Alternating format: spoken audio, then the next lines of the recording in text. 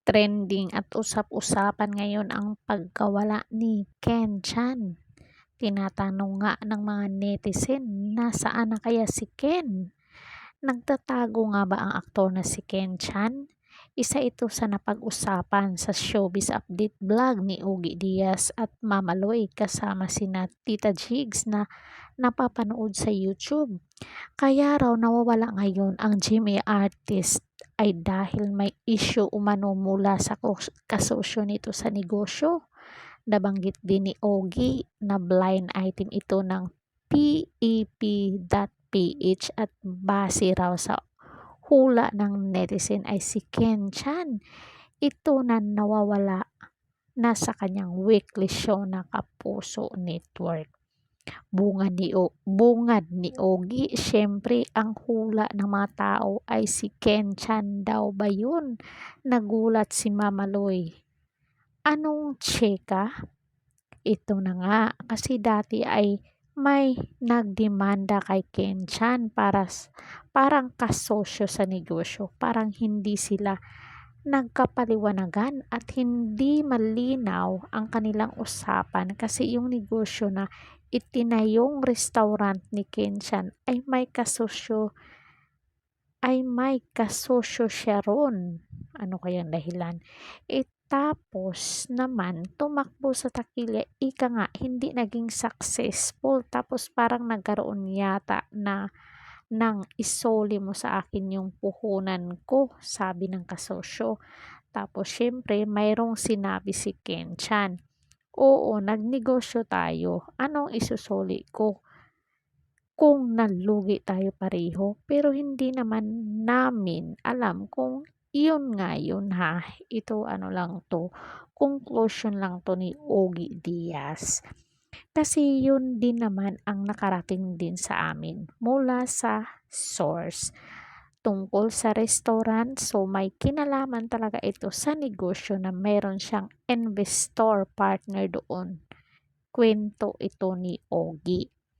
Sa pagkakaalam din namin ay halos magkakasunod ang pagbukas ng mga restaurant ni Ken Chan na matatagpuan sa Timog Avenue, Quezon City, Green Hills at Balanga, Bataan earlier this year. Aabot sa 7 branches. Uy, marami pala to. Marami ngang bumilib sa Kapuso aktor dahil sunod-sunod ang pagbubukas nito ng restaurant na parang nasa prime location, kaya maraming nagsabi na mahusay humawak ng kinikita niya ang aktor. So going back to Ogie, nakarating lang daw sa kanya lahat ng inireport niya sa Showbiz Update. Nakarating sa atin na kaso pa rin yung hanggang ngayon, pero parang ang babaw naman yung yun na huhulihin si Ken Chan. Oo, tama nga naman. Kasi kung magkasosyo kayo, siyempre kung malugi, dalawa kayong lugi nun, wala nang maibabalik kasi lugi na nga eh.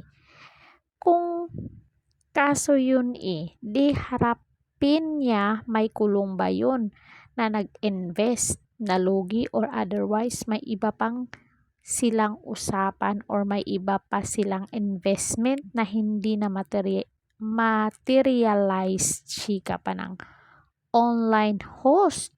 Tinawagan naman daw ni Ogie si Ken Chan pero hindi pa sila nagkakausap. May chikang umalis daw ng bansa si Ken Chan pero base sa pahayag ni Ogie, since hindi pa naman confirm kung tumulak pa ibang bansa para magtago, baka naman nagbakasyon lang talaga yung bata. Pero kung nagbakasyon siya, medyo matagal-tagal na din siyang hindi nagpakita sa showbiz. At hindi naman niya tinakasan ang anumang kaso at hito nga mayroon siyang pinanawagan na may nanloko at gumagamit ng pangalan niya at ang magmi-message raw ay sa mga kaibigan at kaanak niya ay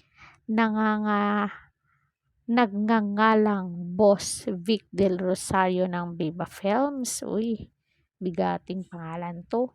Hindi po magagawa ni Boss Vic ang manghingi ng pera. Diyos ko, sampalin kayo ng pera ni Boss Vic, diin ni Ogie. Natawa si Mama Loy, nakakaloka si Boss Vic pa talaga ang ginamit. So, hintayin natin si Kenchan, baka naman yung nagdemanda kay Kenchan ay sumagot din at magbigay din ng pahayag. Pero ako naniniwala, pag nandun na sa husgado, hindi sa na dapat kinakalkal yan pahayag ng showbiz update host. So, anong say nyo dito? So, malalaman lang natin yan kung magpakita na itong si Kenchan. So, yun lang mga marites ko. Don't forget to like, share, and subscribe. Comment down kayo dyan. Caridad Official TV. Hanggang sa muli. Thank you so much.